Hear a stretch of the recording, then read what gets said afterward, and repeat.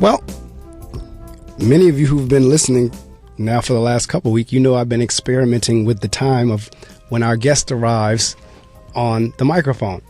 And for years, because this is the 16th year on the show, 16th year on the air, and the bulk of that time, my guests have been calling in at 6 o'clock in the morning. But for the last 3 weeks or so, I've kind of been experimenting with the time frame because I think it's a little bit more convenient for the guests to call in at 7. Now, I could be wrong, depending on where they are calling from the country. And certainly, as I said, for me, what I found is it helps in terms of making sure everything is going in the studio like it's supposed to. I'm the first show of the morning. It takes a little bit of that pressure off to get everything set up and get the guests on by 6 o'clock, so forth and so on. So this is another morning, and you know my first hour from 6 to 7, I did the commentary. And like I said, I'm beginning to like that. I'm beginning to like the commentary piece. So my guest has now called in. It is in the 7 o'clock hour. And my guest is Brian J. Olds. He's an award-winning speaker, entrepreneur, and consultant. Audiences are quickly energized by Brian Olds, a native son of Baltimore, Maryland. As an interactive speaker, trainer, and consultant, Brian specializes in creating powerful learning experiences that lead to lasting change. An exciting, dynamic, and informative speaker, he fully engages any audience with his intriguing stories and insights. Brian had no idea while attending Morgan State University in Baltimore that a well-deserved BA in business administration would lead to his powerhouse career. His passion for speaking, all right now, and entrepreneurship led him to create Black Speakers Network, or BSN. The mission of BSM is to equip, inspire, and connect the next generation of Black professional speakers. What has given him such an incredible edge over other speakers and trainers with his similar experience? Toastmasters has handed me the I know. I've been a part of Toastmasters. I know. Has handed me the communication and leadership skills. Brian emphatically states, for creating the life, both personally and professionally, I can be excited about. In addition, Brian works for Aerotech, a leading U.S. provider of recruiting and services. He currently works in Aerotech's Office of Diversity and Inclusion as an internal diversity consultant. Brian holds a master's certificate in instructional system design from UMBC. He serves as college development chairman of BPM, Black Professional Men Incorporated, a Baltimore-based nonprofit focused on advancing the social, political, and economic awareness needs of African American men through community engagement, youth mentoring, and civil engagement. Brian's unique blend of corporate, academic, and nonprofit leadership experience make him an increasingly sought-after resource for entrepreneurs. In each program and interaction, Brian leverages over a decade of business experience to assist entrepreneurs to grow their businesses by unlocking the power of relationships. Ladies and gentlemen, welcome to the Reading Circle microphone, Mr. Brian J. Olds. Brian, good morning. Oh my gosh, good morning, Mark. Thank you so much. Good morning to you, and I'm excited to be here. I need to bring you along with me across the country just to do the intros, man. That was phenomenal. I think we can end it right there. Man, I know that's right. Oddly enough, last Sunday I was watching Reverend Dr. Martin Luther King's last speech, the one he gave in Memphis the night before he was assassinated. And Abernathy introduces him. And when Dr. King gets up to the podium, he says, as Ralph was introducing me, I had to look around to see if that was the same man, if I'm the same man he was talking about. So when you said that just now, that's what it reminded me of. But no, it's part of what we're going to be talking about this morning in terms of the public speaking. As I was sharing with you a couple of minutes ago before we came on the air, audience, and this is for you because I just told it to Brian, what attracted me to Brian was my passion for public speaking as well. And I follow social media and I need folks to understand social media is not necessarily a curse. It's not a bad thing. If you use it as a tool and use it really what it kind of is designed to do, it's a beautiful thing. So for me, social media always keeps me aware of what folks are doing, where they are, their passions, what they do. And then I turn around and say, I think that person would be a great person to be on the show. Thus the case with Brian. I've been following Brian on Facebook, LinkedIn, and Instagram, and I see all these folks coming across who speak publicly. And since I have a passion for public speaking, and even though this is the reading circle, as I shared earlier, Brian, I was sharing with the audience, reading, writing, and speaking are all connected. So somebody might say, well, why are you having a public speaker on the reading circle? Because speaking, reading, and writing go together. And I need folks to really understand this whole public speaking thing and how important it is. So the fact that you have created an organization or a company that's solely dedicated to speaking, you got the Black Speakers Network, that attracted my attention. I appreciate you. And, first of all, thank you for having me on the show. And thank you for, the opportunity. And congratulations on, I think I heard you say 16 years on the air. That's correct. That is outstanding. So, really all we're doing with Black Speakers Network is building a platform just like you created here. And, I appreciate the history lesson, too, even, listening in toward the top of the hour. We have to... It's interesting now because, you were talking about the clothing, and now with technology and social media, never before have we as African Americans had more choices and more opportunity than we do in 2017. And that's just going to increase. And for us to be able to vote with our dollars around where we focus our time, where we focus our energy is critically important. But creating platforms is something that we have the ability to do now. Before, just 50 years ago, a small circle of people owned the ability to broadcast to the population and mass broadcasting. So now, with social media, I can build an audience, I can point a camera at myself, I can speak, I can share my perspective, and I can create a platform that's going to, empower, uplift, educate, inspire others. And that's what you clearly been doing here on Reading Circle Radio. So, I definitely applaud you for what you have put together, and it is 100% in alignment with the vision why we created BSN. Absolutely. And I applaud you as well, because again, from a public speaking perspective, that is so important now that I also shared with you before we came on that for many, if not most colleges now, public speaking is a required course because many, as you know, you work in the corporate world, you work with corporations.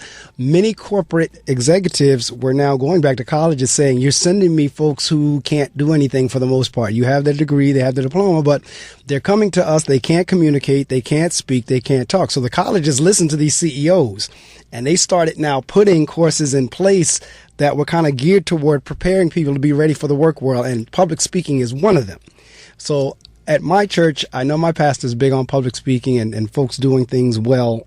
So he asked me to create a public speaking course at the church, and I said, all right. And it was for kids and teenagers. And he made it a requirement for every kid who was applying for a scholarship out of us and who wanted to do this and wanted to do that at the church, you were going to have to take this public speaking course. So the kids hemmed and hawed. They didn't want to do it. But as we went through the course, they had some fun with it and they did learn some things. And my daughter happened to be one of the kids who were in the class. So now she went off to Del State. She goes down to Delaware State University, and sure enough, public speaking is one of the required courses. And not only was that course, but she was an IT major, so she had to now get up in front of other classes and present. So she calls me up one day. She says, Dad, she says, I know you do the public speaking course at the church. Tell all of those kids to take it seriously, because when they get to college, they are going to have to speak in public and they are going to have to take a required public speaking course. And I just laughed and I said, see, this is what I tried to tell you before you went. But it is so crucial. There used to be an ad for, I think the product was Verbal Advantage or something. It was one of those like as seen on TV type products. But one of the taglines was, I always hear the guy's voice in my head says, whether it's right or whether it's wrong, whether you like it or whether you don't like it, people judge you based on how you speak. Yes. And that slogan always stuck with me. You could be, and I hate to say the word dumb or stupid. I hate it because generally if you're able to speak doesn't necessarily mean, but you could be the most unintelligent person in the world and be able to speak well. And people will go along with you. And the vice versa is you could be the most intellectually astute, academically inclined person, and you can't speak, and people will think you're an idiot. All in how you present yourself and how you speak. And my guest last week, I don't know if you know her or not, because you two would be a good coupling as well, is Allison Vaughn. Allison was my guest last week, and she wrote a book called The Goal, Goal Digger, not gold, Gold digger, but goal, Goal. And she gets into this whole notion of etiquette, speaking, dressing, everything you need to do to be successful. And now you come along this week and we're talking about how public speaking will make you successful. So talk to me a little bit about, I know the passion for public speaking, but how did it come to you like, you know what, I'm going to create this network. I'm going to create this organization of speakers. Yeah, no, I appreciate it. I definitely agree with everything you said. So for me, my journey really started coincidentally, or I guess paradoxically. It was, if you had walked into that classroom, you mentioned, I went to Morgan State University and started off at Toastmasters, and that was in 2006, so a little over 10 years now. But if you had been sitting in that small classroom, Mark, in 2006, when we started that first Toastmasters club, you would have watched me stand up, walk to the front of the room and prepare to give my very first speech. And you would have likely noticed a couple things if you were sitting close enough. Number one, you would have noticed my sweaty palms. You would have heard my shaking voice as I started my intro. And you would have noticed just a general lack of confidence. It's funny because I have my best friend, his name is Deepo Adesina. We met in college, and we've been connected ever since. He was in that classroom, and he can't remember. He actually tells the story better than I do, but I don't know, Mark, if you've ever been in a situation where you are delivering a presentation or you are watching someone deliver a presentation, they tend to pace back and forth just out of nervousness. Oh, man. Yes. I mean, as a part of my course, that's one of the irritating body things or whatever they call it.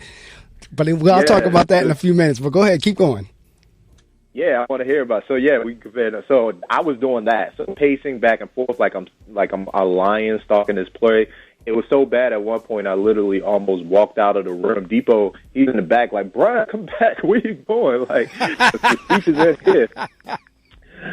So all this stuff is happening. And in Toastmasters, we have a phrase which is called, and you hear it when it relates to public speaking in general, which is the nervousness can be personified as, or visualized as butterflies in your stomach. Correct. And that's right. And to have butterflies in the stomach. In my particular case, I didn't, they weren't just like butterflies kind of casually floating around. They were crashing into each other trying to escape. So this was my first presentation. And I always tell people that I was the guy that couldn't lead two people in silent prayer when I first started speaking, let alone the least likely to lead a speakers network or do all these things. But Toastmasters was definitely a big catalyst. And without even realizing all the benefits that you mentioned, your daughter is spot on, because these are skills that are absolutely the colleges are requiring. Is absolutely a mandate from just about every professional industry now, because you have to communicate with people. But, I didn't even realize all those things. I just something innately, drew me to the challenge of wanting to overcome this personal fear myself. And Toastmasters is a perfect place for that, because you have an opportunity to practice in a safe environment. You get immediate feedback, and it rewards your growth along the way. So I started at Toastmasters 2006, Morgan State University, and when I survived that first speech, 1 turned into 2, 2 turned into 5. I completed my first couple of projects there and started speaking outside of Toastmasters. When I transitioned to Aerotech in 2007, my goal was to become a corporate trainer and start to teach and train. So I did that for a few years. As you mentioned, went back to school to study instructional design and adult learning. I just love helping people unlock and share information and knowledge, but I love helping people unlock their full potential, which basically it comes down to. And Black Speakers Network came about because in 2009, I started here in Baltimore hosting my own professional development workshops, seminars.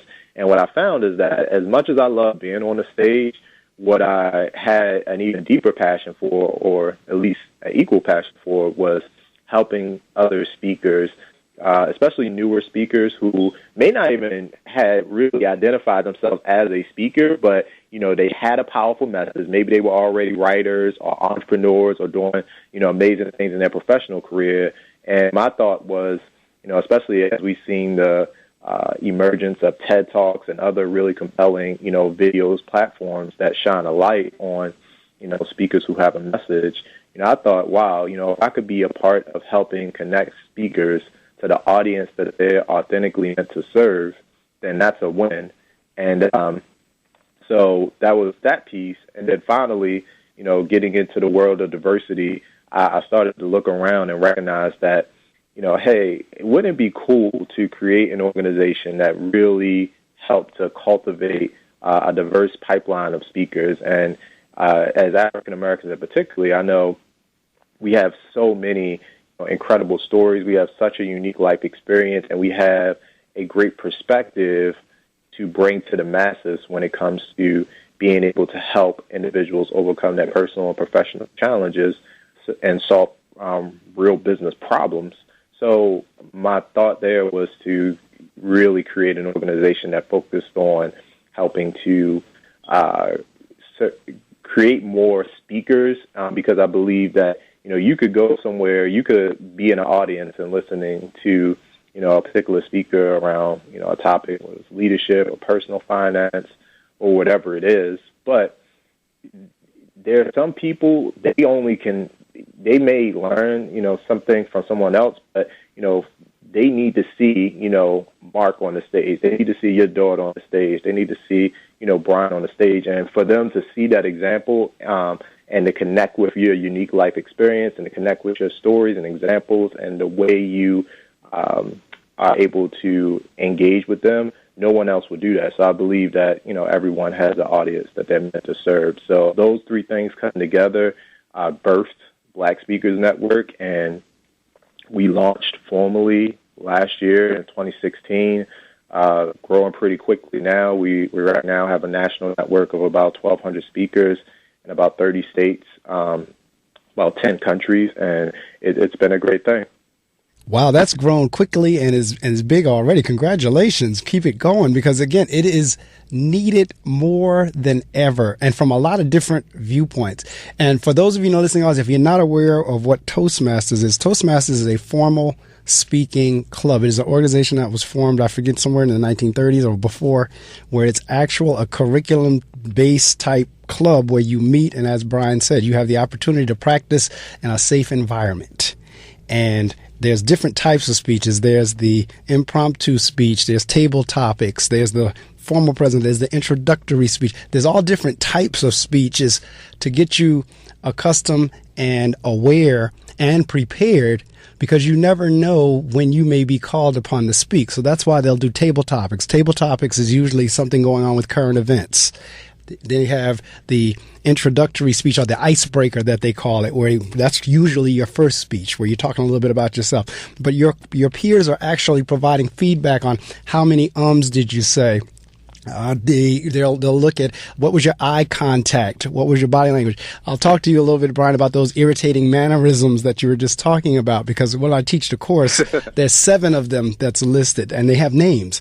And it's funny that you had called it what you called it, but there's the chained elephant, there's the swordsman, there's the change counter, there's and I'm trying to remember all 7. I should know them because I've taught them so much. There's trying to think of them. They'll come. But if not, I'll email them to you. But each one of them has a description of what people do when they're speaking.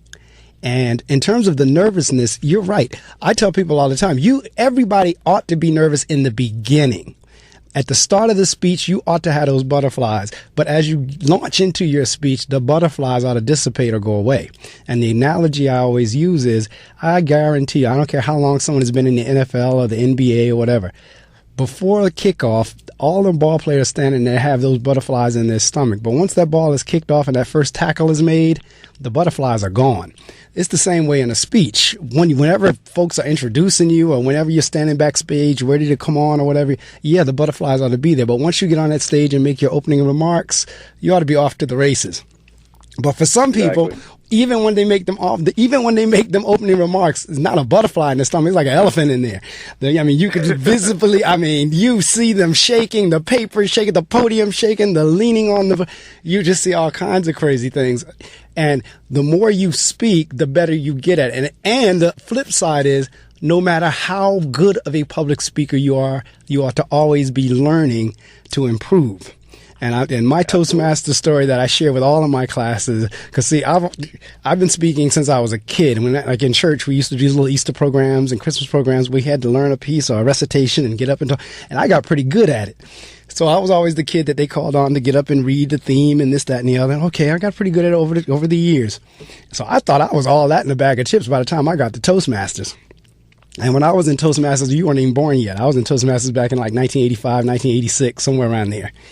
And I was here. Oh, really? Okay. Then see, he's a young man. That's what attracted me. I'm looking at his pictures. So you were here. Okay. So I was like 85, 86, 87. Somewhere around in there, I was in Toastmasters. And I just knew when I got in the club, what is this club going to teach me? I'm already all that from a speaking perspective.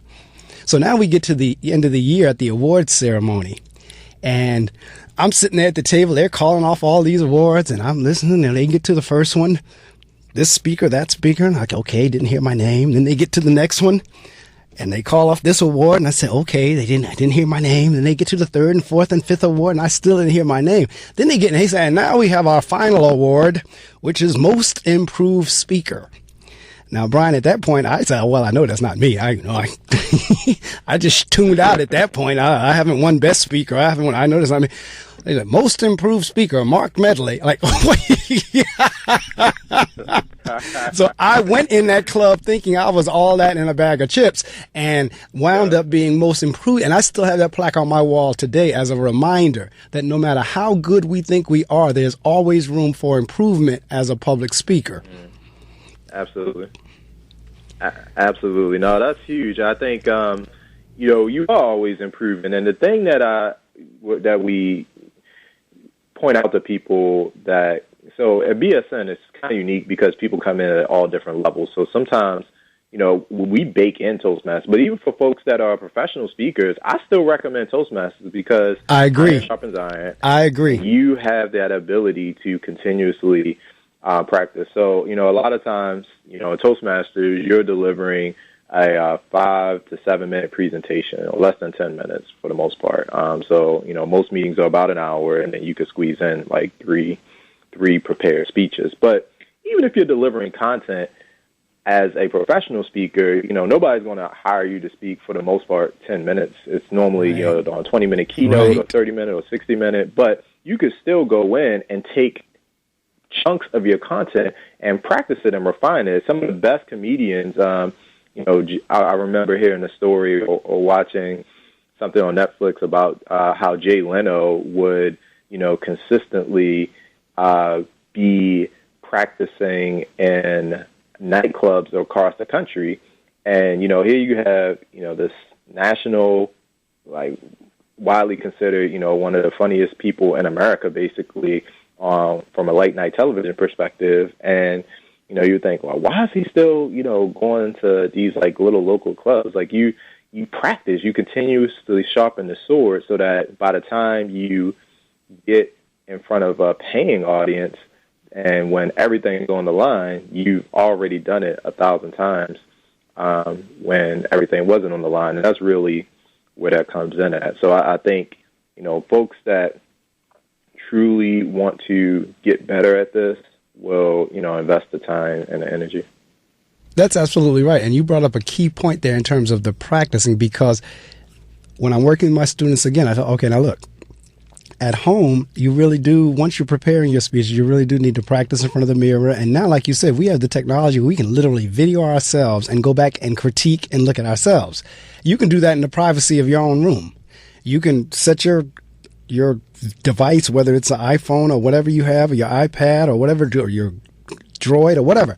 It has the recording capability on there that you can record and video yourself and then go back and look at it. And you can see whether or not you're pacing from side to side. That's the walkie-talkie, by the way. So you got the walkie-talkie, you got the swordsman, you got the dying warrior, it's 7 of them. But you can see what mannerisms that you're doing. There are people, like if they wear glasses, you'll constantly see their hand go up to their glasses. And what I always tell the people is, as a public speaker, you don't want anything to distract from your message. You don't want any mannerism, like you just said, the pacing. You don't want anything that you're doing with your hands or anything that you're putting in as a filler. You don't want anything to take away from your message. When I was in Toastmasters, to break us out of saying what they did was they had a big coffee can, one of those metal coffee cans. And they had those big nails. And every time you would say they'd drop a nail in there and you hear this clink. And it did 2 things. The first thing, most of the time you were so nervous that once you heard the clink, then you go again, and then you go clink, clink, clink. But after a while, you've disciplined yourself not to put in there because they're fillers. You know what I'm saying? I mean, that's the one I tease people all the time. I say, because, I live in an African-American community, and if I sit on my porch and I see people walk past, all I hear is, man, you know what I'm saying? No, I'm saying, no, I'm saying, man, you know what I'm saying? No, I don't know what you're saying because you haven't said anything. You know what I'm saying? Those are fillers. And so when you start being a public speaker, you want to take all those things out of your speaking because you want folks to focus on the message and not to start keying in, because this is what people do in an audience. It's really funny from the audience perspective.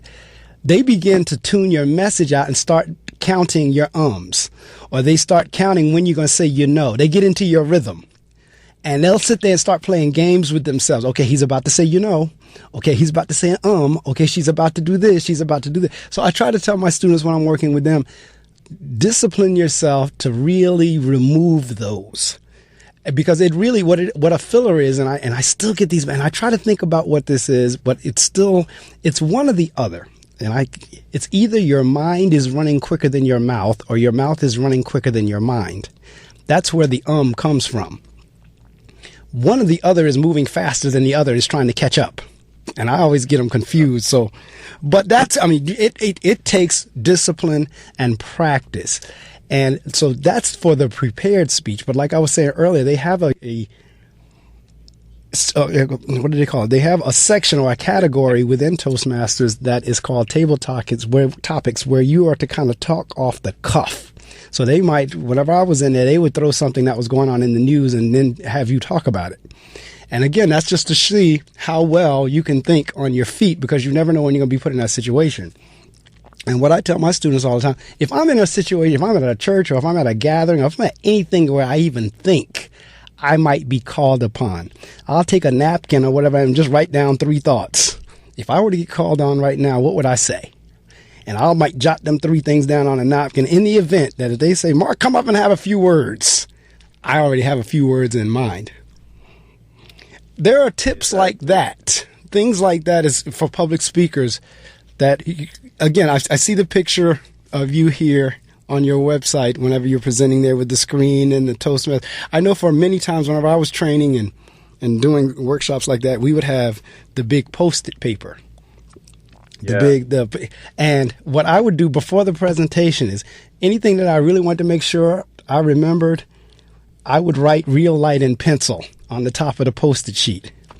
And each time I'd walk by the Post-it sheet, I'd kind of take a look at that. Okay, make sure you hit that. People thought I had this great memory. It's like, how do you read? That's an old school trick. That's an old school trick. That's right. Yeah. Yeah. And you know what's interesting? So I think what really helped me is thinking about, so there are all these nuances to speaking, and it's really easy to get overwhelmed because I think sometimes, and Mark, you mentioned you're a high school principal, and I know in my particular case, my high school public speaking experience was a little traumatizing only because it creates this kind of robotic, you're kind of like thrust into this environment and, it's like pass, fail, you didn't, do this and you do that, and you're already nervous and you already got kids teasing you. So, that environment is a little more hostile as opposed to, most audience, the reality is most audiences like want you to succeed. That's correct. And we get nervous about So, and my friend, actually one of our BSN members, Darren Mitchell, made a great point a few weeks ago at one of our friends' book launch. He gave one of the opening keynotes, and he said, we've all heard that the Seinfeld joke was like, hey, public speaking is the number one fear, followed only by death. And so most people would rather be in a casket than delivering a eulogy. Right. But he said, why is that? And he said, the real fear is not necessarily the act of public speaking. You're only born with a couple of really innate fears. The real fear is the fear of being judged by That's others. Correct. So what you have that ability to do is, in your practice, is just like, and I equate it to driving. When you first started driving, you didn't know anything. You didn't know how to operate the brake. You didn't know what it meant to, avoid an accident, to accelerate, all these different things you had to learn. And eventually you develop, what's called a muscle memory. So, and now, 5 or 10 or 15 years later, most of us can drive from home to work and not even remember the route that we got there. Meanwhile, we're, probably eating a sandwich. We're probably listening to a radio show. We're doing all these things, and it becomes more of an automatic process. Well, the same is true, in my opinion, of public speaking. I'm writing a book right now called Your Audience Awaits. And the whole impetus of it is that, everything that we're talking about now is a teachable skill. Correct. You actually learn it over time, just like with driving. You had to learn those individual skills, and then eventually you string those skills together to create a speech. So it's vocal variety, hand gestures. It's learning how to open, close a presentation. It's learning how to incorporate visual aids. It's learning how to get comfortable with eye contact. And all those things don't happen in a vacuum. Some are deliberate and some happen over time, but you put yourself in an environment where you can slowly start to get those skills. And then one thing you said is absolutely crucial. We always encourage our speakers to record, and if it's not video, then at a minimum, audio record your presentation, because you will invariably have things that you say and do that you don't recognize that you're doing that you can self-correct for. So I just know that if anyone's listening to this and thinking about, man, you'll never get me up on stage, really think about, I would just encourage you to think about, what is it about speaking that really is holding you back? Because from an opportunity standpoint, what you mentioned, Mark, is absolutely true. If you're a professional, so I just start with professional. If you're an entrepreneur, that's a no-brainer, because, if you have a business, you are the face of that business, and you are going to have to communicate across multiple channels all day long. Let's just focus on professionals for a minute. Your ability to communicate with others is paramount. And I know there are some roles where that is more prevalent than others, but it is absolutely a game changer. I can't tell you how many times, Mark, where I've been in that exact same situation that you mentioned, that, not even a formal event, but, 5 minutes before the meeting, my manager may say, hey, Brian, we want you to kick this thing off, and talk to them a little bit about our strategy, what we're doing, or somebody cancels last minute, and then all of a sudden you're on deck, or you have to kick off a training class. And those are make or break moments. Yes, they are.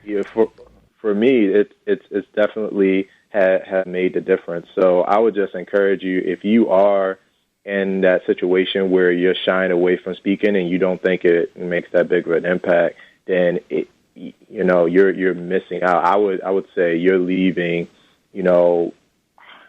thousands of dollars, perhaps, several hundreds of thousands of dollars across your lifetime on the table by not going after that skill. Absolutely right. And one of the things, because I'm sitting here as we're talking, and what goes back through is actually my course as I'm teaching it. And one of the first questions I ask on the first class is, define public speaking for me. And the students always, they think in terms of being on the stage. They think in terms of giving something formal.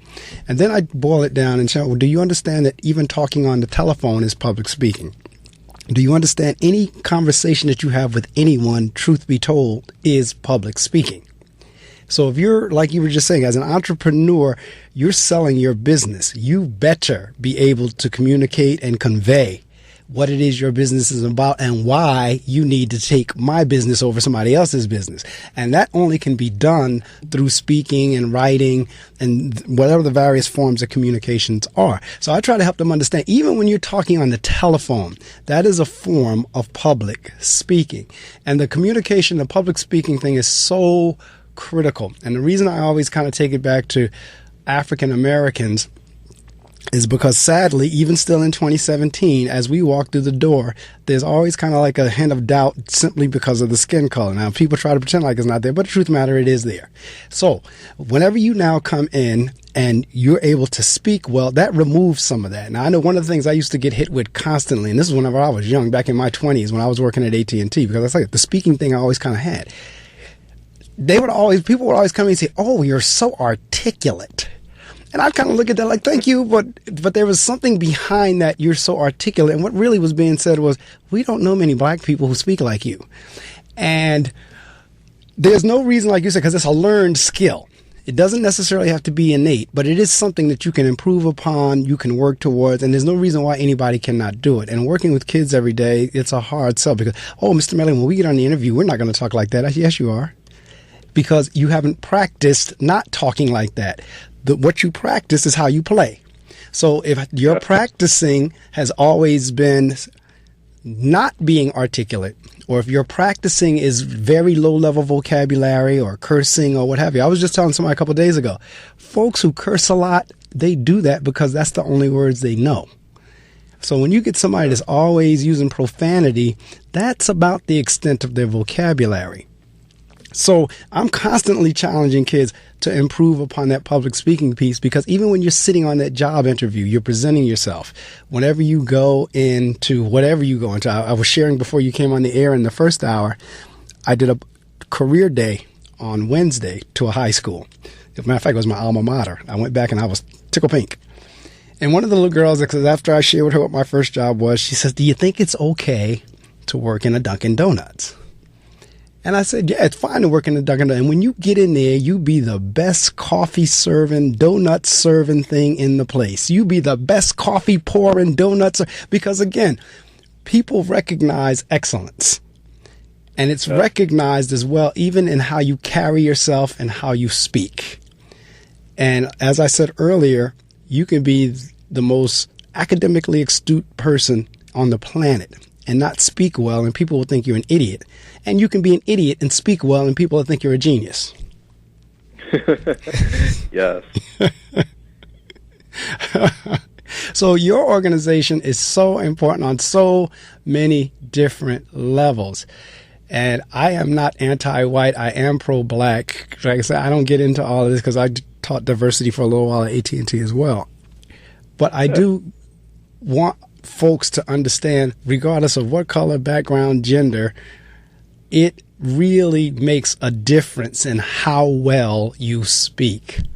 And when you're going out to these various organizations and groups and companies, you need to be able to go in there and communicate well. Now, one of the things that works for me, Brian, is I always kind of put my speeches together, or the energy level into whatever I'm doing, based on, if I were sitting in that audience, how would I want somebody to be presenting to me? I don't want to be bored. I don't like being bored. I don't like somebody just same old monotone, because, in public speaking, we also deal with your tone. We also deal with your rate of speed, because all those things should change as you go through your speech. It shouldn't be flat. It shouldn't be monotone. It shouldn't be the same voice level. There should be quick and slow and high and low and fast and loud and soft. It should be like a variety in that speech to keep everybody engaged. Yes. And I think, so part of it is, as you start to, so with me, I told you about the couldn't lead two people in silent prayer. So my initial goal was just to, get comfortable speaking. But after that, you start to get on a path of now that you're comfortable being in the skin that you're in, you can start to transition to, you can start to transition out of survival mode to now, how do I create value for my audience? And that's really what the beginning of, that's like the turning point of becoming a professional, from a public speaker to a professional speaker, because the nuance there is that, you're going from a place of self-serving, because like, if you think about it, speaking is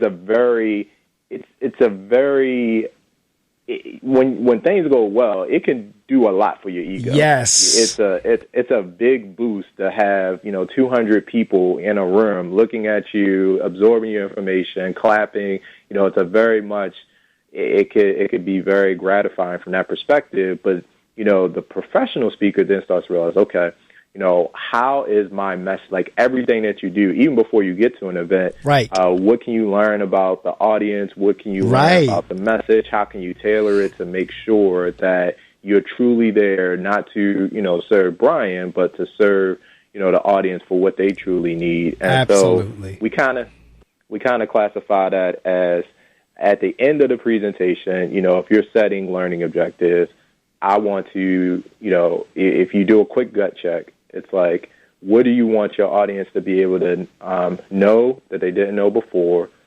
So that's knowledge-based. Skill-based is, what can they do differently? What do you want them to start doing or stop doing that they currently are? Or, how do you want them to feel? And so that's the, some audiences, they may be dejected, and you come into an environment where people, I've often delivered training and presentations where it was like mandatory, right? So you gotta kind of, overcome that. That's right. And it's like everybody, it's 8 a.m., it's like around this time, everybody comes in, arms folded, they got a million emails and they're being required to come take this thing. That's right. So how do you, break through that? So you start to transition from a place of, not caring as much about how, others are perceiving you to, okay, how can I leverage my unique value, my experience, my knowledge, and help transfer that to the audience?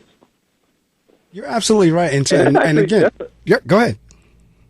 Well, I was going to say, that's a liberating feeling, only because that takes the pressure off. Because, again, if your fear is being judged, now the pressure isn't how you're coming across to the audience. The pressure then is like, hey, I'm here for you. And I think the value of that is one of the principles that I talk about all the time is putting connection over content. And what that basically means is that as a speaker, you have already prepared content. There is a message that you are coming prepared to deliver. But what's equally important, if it was all about the message, the medium of live speaking is really unique. Right. And it's interesting now, the meetings industry is still strong, even with 2017. Even, we're moving to virtual platforms, and, we do webinars and teleconference all the time, but there's still, business is still done in person to a large degree. Companies still spend millions and millions of dollars every year to hold large annual meetings where we bring everybody together, because there's power in being able to see somebody up front, and they don't just hear you, they don't just see you, but they feel you. Correct. So the thing there is that it really, one of my goals is to help speakers make that transition from just content to content and connection. Because if it was just about your message, we could have emailed all participants the PowerPoint presentation or the notes and then not even had the meeting. That's right. It's about the impact that's there. You are right on point, because you said something that, again, is crucial for anyone who is a public speaker. And as you said, and anyone who makes that leap into professional speaker, knowing your audience. And I think that's either number 1, 2, or 3, one or the other on the Toastmaster top 10 checklist. You got to know your audience. And before, as a part of your homework or your preparation, you really do have to know who is the audience I'm addressing. There's this whole thing, this whole notion of filters. What is it that I might say or not want to say because I don't want to tune the folks in the audience out? Now, you can't do away with everything, but you have to at least consider what might be some of the trigger points or the way people are filtering based on the audience makeup. The other thing that you said was very powerful is, because people really view public speaking as something like, oh my God, that's something I could never do. Because people view it like that, they now hold people who can do it in very high esteem and regard. I mean, it's almost like if you can public speak well, you are a rock star. And when you're the one, seriously, when you're the one leading these seminars and these sessions for the people in the audience, it's always been my experience, and I love doing this because I'm with you with the connection. You're 100% correct. Before the speech, kind of make your way through the audience and shake hands and talk to people, this, that, and the other. And sometimes the people may or may not even know you're the keynote. They may not know you're the one doing the presentation. And then once the session starts and you go up in front of them or up on the stage or the platform or whatever, and they see that, man, oh my God, I was just talking to him. And then if it's a session that has a lunch break and you sit down at the table with some of the audience members and you eat lunch with them, whatever, man, that's made their month. Oh my God, Brian sat at my table and Brian ate with us. Brian, I mean, it. Very true. Very true. It is cool. It really is. So again, the audience, and you said something earlier too that was right on point that most people don't know. Your audience is pulling for you. Because first off, all right, if it's a session where they've paid their money, they're not coming to hear somebody not perform or to suck or to really be bad. And if the company has paid for them to go, that company is not paying for them. So they really are like, look, if I got to be here, at least it ought to be good. So they really are pulling. They're not looking for you to bomb. And a lot of people, you're exactly right. A lot of people think, oh my God, I'm going to be rejected. They're going to, that old cartoon thing of throwing tomatoes and eggs at me. No, the audience really wants whatever speaker they're going to see or be in their front. They really do want them to do well. And the better off and the more of a connection, because I tell folks all the time, the more you can learn about your audience, or let's say, for example, it's a situation where there's 2 or 3 speakers in front of you. As you listen to their speeches, try to put something or work something into your speech that a prior speaker said and watch what that does for that speaker. And if you know something that's going on about an audience member, or if you know an audience member that can answer a question that you might have and you pull on that person, man, I'm telling you, in terms of connection, it just takes it to the next level. If you were able to speak, if you were able to reference something that the speaker prior to you said, or you're able to connect something in the audience that you know about an audience member, maybe it was something that person said to you whenever you were walking around in the beginning, or something they said at lunch, and you now throw that into your speech, oh, you've just gone from rock star to the second power. It really does in terms of a connection perspective. It does those type things. So, and again, that's another one of the old tricks of the trade, but it really is about connection. It really is about an engagement. And in the African American community, in our history is, like you said, of storytelling. If you go back to Africa and you go back to the tribes, this, that, and the other, storytelling has always been in our history.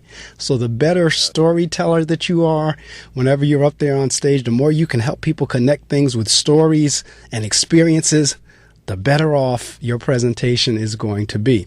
If you've just joined us, Black Speakers Network BSN founder Brian J. Oles is my guest this morning. We are talking about the benefits of being able to speak well. So you talked about writing a book, and I chuckled whenever I heard it, because everybody keeps telling me, man, you got to write a book, man, you got to write a book, man, you got to write a book. So now I heard you say, I'm doing that. Your audience awaits. Is that what you said the title is?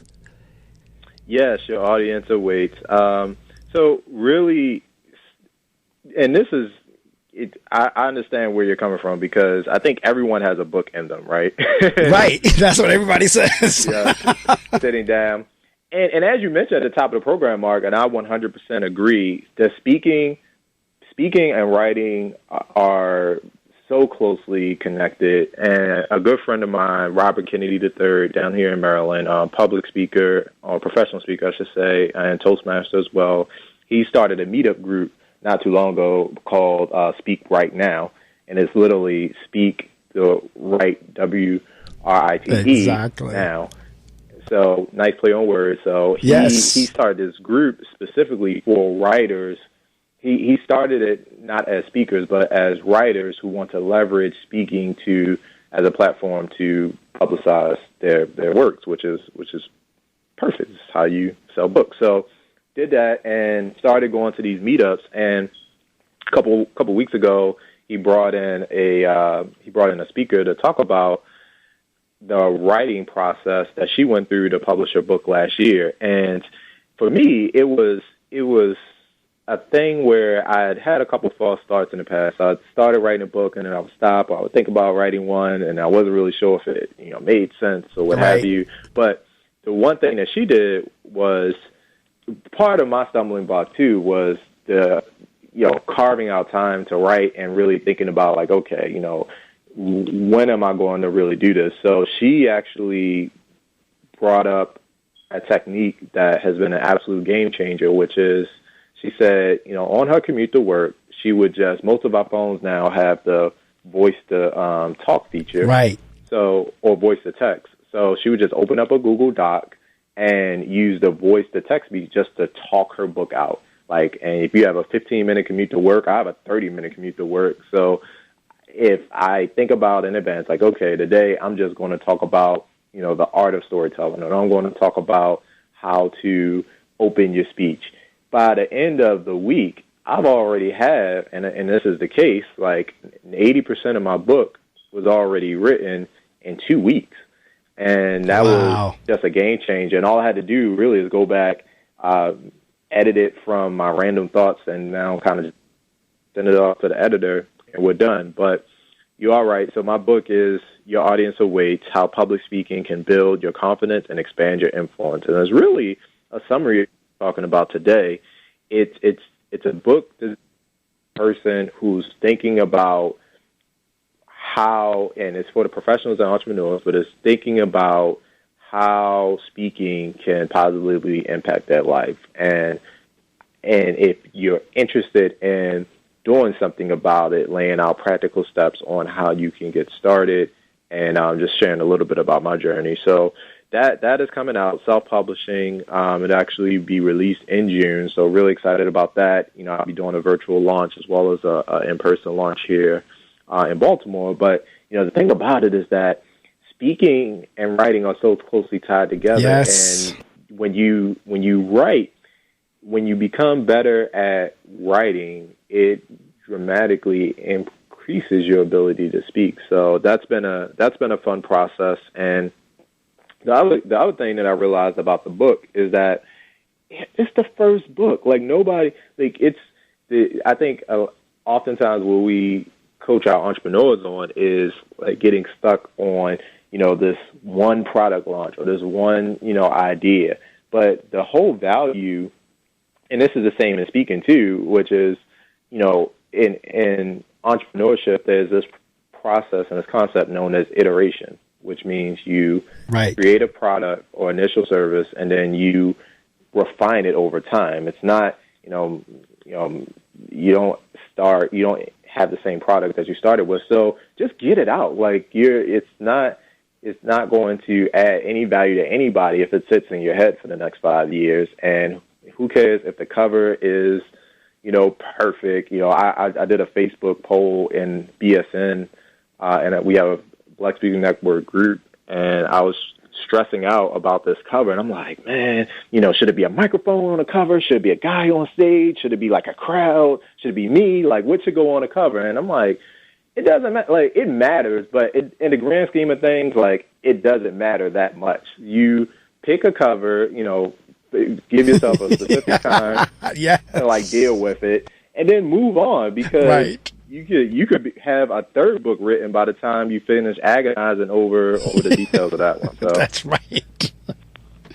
That's absolutely right, and your point is well taken in terms of the technology that's available. It really is, and I shared that Wednesday with at the career day, and I said, there has never been a greater time in our history of human beings, of a better time to be a student or a teacher for that matter, because the resources that are available to us, the technology that's available to us, the information that literally is at our fingertips. It has not been a better time. And it's like you said, it's going to get, I saw something on the net yesterday that said there's something coming up that's going to make the internet look like it was nothing.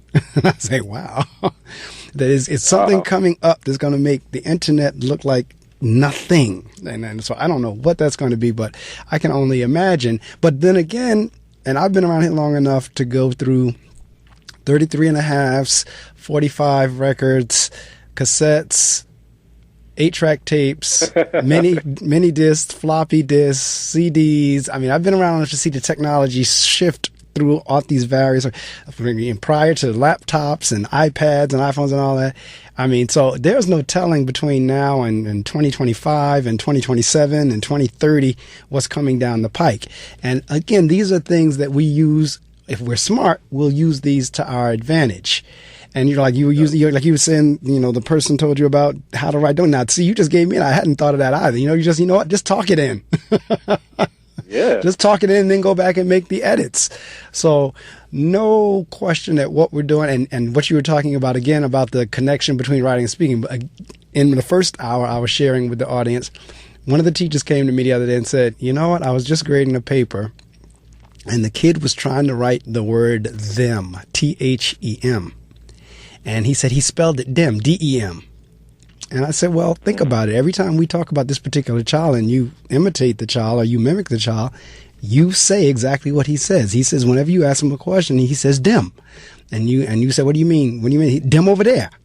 And I said, so that's the way he says it. So now when he spells it or when he's writing it, that's the way he's going to put it on paper. He thinks he's saying THEM, but he's spelling it DEM. I said, I will bet you if you ask him to write them over there, he will write DEM, OVER, either DERER or DARER, because that's how he says it. And for most of us, you're absolutely, the way we speak is the way we write. And in many instances, vice versa. The way we write is the way we speak. And that's why I was telling the folks earlier, there's a connection between writing, speaking, and reading. Those three are connected. Most speakers are avid readers, or they read well. Most readers can write. Most writers can speak, and they like to read. Those three things are connected. It's rare that you get somebody who does well in writing or speaking and say, I hate to read. I never read. No, I was never a reader. No, it's rare. Yeah, 100%. And I think it's a key thing to emphasize. So now, you're in education, which is key. And I'm doing a program at Howard University now coming up. And what's interesting is that it's something that we really should continue to emphasize in the schools as early as possible. And from a youth development perspective, I think that we don't purpose. I mean, I know I didn't, as a kid, to really think about those things. I still, even sometimes in my presentations, I kind of make fun and tell people like, hey, if you hear something like that comes across, that's just my West Baltimore accent, right? Right. So that's right.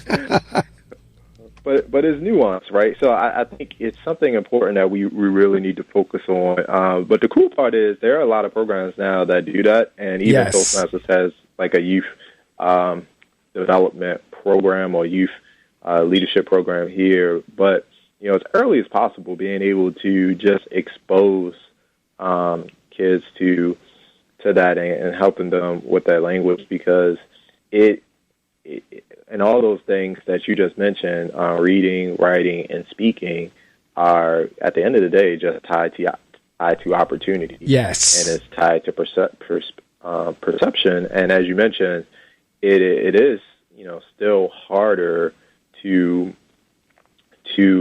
be perceived as equals right up the gate. So you have to leverage every advantage that you can. So I would just encourage, like, if you if you do have an opportunity to get your child, and I mean, it's okay. Like, I don't take anything away from sports. Like, that's good. You want kids to be active, healthy, like do all of those things too. But, things like forensic, right, and debate club, right. Don't let your child, or even, the opportunity to take a foreign language, right, because learning like that Latin root and learning other languages, especially early on, is tremendously helpful. But those are things that will immensely just enrich a child's life and just have benefits well into adulthood. No, I could not agree with you more. And parents in the listening audience, please, if you don't take nothing else from this interview, and I hope you took all of it, but if you don't take nothing else, listen to what Brian just said. If you have school-age children, young children, get them involved with something that causes them to have to speak or learn about speaking. Like he just said, the debate club. And I agree with you. I don't take anything away from sports either, but academics are just as important as athletics, if not more important, because at the end of the day with athletics, you're still going to have to fall back on something usually academically related. And if even in athletics, if you notice, many of them now become broadcasters or color commentators or what have you.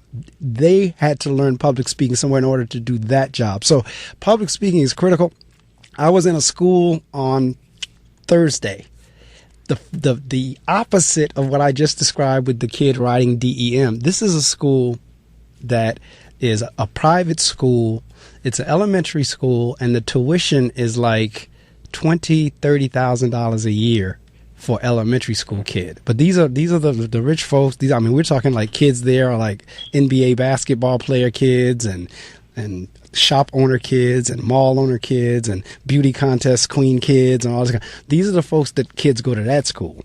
And I was in a 5th grade class at that particular school, and Brian, you had to hear the way these kids could articulate. When I talk about expressing ideas and the vocabulary and the word choice, this is a school that had economics and investing as a course in the elementary school level. So I'm sure public speaking is somewhere in there too. But my point is exposure. And and for those listening to this show, take the message out there. Talk about it. If you want to talk about something worthwhile. Hey, have you ever thought about having your child take a public speaking course? Have you ever thought about debate club? Have you ever thought about... It is needed, and you said something that was extremely important. It's connected to opportunity and connected to success. Yes. I have a book here. It's Public Speaking for Success by Dale Carnegie. And yes. It's a thick book. Like it's kind of like the Bible. I mean, Dale Carnegie, is just right. Like the icon, but there's a quote here by William Hoffman, and he had an organization, Public Speaking for Businessmen, and he kind of echoes what you're saying, which is men who talk well read more as a rule than the average. Without conscious effort, they absorb many ideas and the words that express them. Something of the style and taste of superior writers gets into their thought and speech. Reading is usually considered the most potent single factor in the enlargement of vocabulary. Oh, you're going to have to email me that quote. You got to look it up or something because it's right on point. Because, yeah. And I'll tell you, I was having this conversation a couple of weeks ago with somebody. We were talking about ideas and writing, and I was sharing with them how I write a blog, and my blog is called The Critical Thinker. And in the blog, I tell people, I'm not trying to tell you how to think. I really don't care if you agree or disagree. But I write the posts based on things I observe, which that's what you caught the tail end of whenever we came on the air. But I was sharing with the person that for me, it could be an idea that came to me, and it'll take me 2 or 3 weeks before it finally hits the paper. Because during that time, things I'm reading, things I'm experiencing, all that is kind of like marinating. It's almost like putting, the sauce on the meat and putting it back in the refrigerator and just letting it seep in and sink in. That's exactly. And then when I do sit down at the computer, it just flows. That happened to me last Sunday. I mean, this whole thing I was doing on ripped jeans and ripped clothing had been on my mind for the last month or so. And when I sat down at the computer last Sunday, it was almost like I was having a surreal experience. It was almost like I was out of body and my fingers were just typing and the words were just flowing. So that quote that you just said is absolutely 100% correct. And the same thing happens as you're putting speeches together. Because the same way I sat down and I wrote that blog post is the same way I did turn it into a speech, because I did it orally as well on a podcast, and I did it this morning on the radio show. But it's the same way, and you can do that because you're pulling on experience and what you've read, so forth and so on. We are at the point in the interview now, because I know there's on your website, I see there's join us or need a speaker about it. If somebody wanted to be a part of BSN, or if they needed a speaker, or if they need to get in touch with you, or they want to get a copy of the book when it's done, this is your opportunity to promote. You can say anything with the exception of a dollar amount, but in terms of shout outs or promoting or letting folks know about BSN or how they can become a member or how they can be a part of, this is your opportunity to do that. Yeah, well, again, I appreciate the time, Mark, and again, thank you so much for the platform, and for anybody listening. The great thing about BSN, I mean, joining, so if you're in that place where you may be a current speaker or you are listening to the conversation and you may have had a seed planted, which is the case with a lot of people that join. They have thought about, they may have seen like professional speakers before, or they're just thinking about like, man, I think I could be that person on stage doing that, but have no idea where to start. Let us know. So you could join BSN. It's actually free. We don't charge for membership. We just, provide services and things that you need as you go along. So you can visit us online at blackspeakersnetwork.com and click on the Join Now button, and that will get you started. You'll start receiving information from me, and if you like, you can even set up a time. Once you fill out a speaker profile, we collect basic information about you,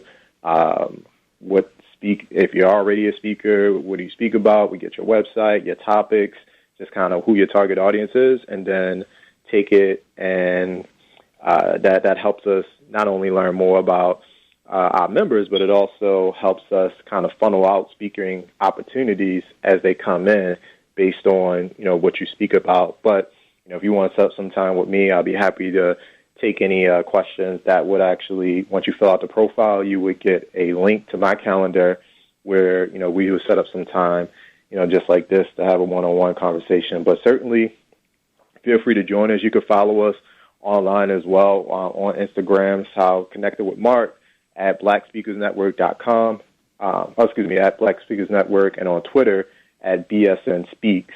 The only reason the Twitter handle is different because, like, literally Black Speakers, it was one letter off. It wouldn't fit in the handle. Right. But Black Speakers Network, we're here to support you. And, again, our mission is to equip, connect, and inspire the next generation of Black professional speakers. And certainly, everyone is coming in at a different place. And some of you may even be entrepreneurs that provide services to speakers. So a big part of what we do is create a system, which is, individuals we call platform partners. So we have a network of photographers, videographers, graphic designers, copywriters, editors, anyone who provides a service for speakers. We want to talk to you because our goal is to, have a one-stop shop and help equip our speakers with the best services to be able to accelerate the platform that they have. So that's pretty much all I have. It's pretty easy to connect with us, and as always, I'm happy to help any member of your audience, Mark. And again, thank you so much for the opportunity. Well, thank you for taking on the challenge and rising early and joining me this morning, because it's been a most pleasurable conversation. It's one, again, I'm passionate about. Anything having to do with reading, writing, and speaking, I am there. Matter of fact, I think I'm going to join BSN. I'm going to go ahead when I go home and fill out the profile and become a member as well. And, nice. Come on aboard. And in terms of, I know you were saying earlier about the various states and countries you're about. Say those numbers again. You said them in the beginning of the show, how the organization has grown. Yeah, so we started with 12 in 2016, and we have about 1,200 members right now across 30 states and about 10 countries. Our largest markets are the DMV, so Maryland, D.C., Virginia, Atlanta, Chicago, New York, Texas, so kind of like Dallas area, as well as L.A., and interestingly, Toronto, Canada. Right. become a huge hub. So we are looking at live events in all of those markets that I just mentioned, 2017, 2018. So I see you have need a speaker here. So do you have folks that contact you and say, look, I'm looking for somebody to speak on X, and then you say, okay, you go speak on X? All the time. So people are constantly reaching out. And so the interesting thing is we're not a full-service speakers bureau right. at the moment. We are really focused on the individual development of the speakers. So we do virtual trainings twice a month and the nature of products. But if someone needs a speaker, we do have that mechanism, and we send out speaker opportunity alerts. So if someone is looking for a specific speaker, our goal is to help, match that need to the person. All right. Well, again, I applaud you. I'm always fascinated how these things, as you said, planting a seed, how you plant the seed and it takes off. Because, Facebook started the same way. Like you said, you had 12 last year, now 1,200 this year, and it's growing in the different states and the countries. Facebook kind of started that same way. Things that kind of start off as a private passion becomes now viral. And that's kind of where I see this going in terms of if you're growing at that kind of a pace, because if you had 12 to 1,200 within a year and that begins to double or triple, then you'll be all over the place.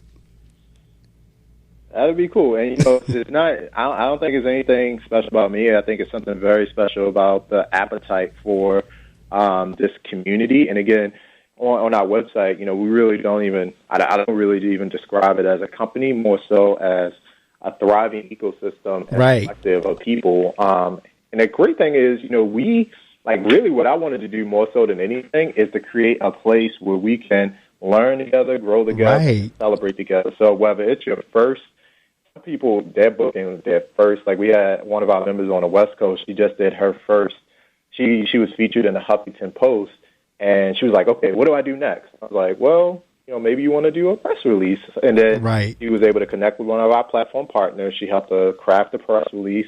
Press release went out, and she was able to book 9 speaking engagements in a week and a half. Wow. So, we want to celebrate that type of stuff. We want to celebrate your first check. I don't care if it's $100, gift card as, right. your first speaking engagement. But, those type of things, we want to really help where other people would fall off and maybe say, this speaking thing isn't for me. Right. Say, no, you can do this. And by the way, here's 9 other people that are on the same journey with you. All right. Well, that brings us to the conclusion. Again, I thank you so much. We will be I will email you the 7 irritating mannerisms and all that, and you trade back and email me that quote you just gave me there about the connection. Absolutely. Well, Mark, will do. Thank you so much. We'll be in touch. Before the day is out, I will have filled in my profile. And so if you see the name Marc Medley come up, you know it was me. So have a wonderful day. Have a wonderful Memorial Day weekend. I wish you nothing but the best. Thank you, Mark. All right. Take care.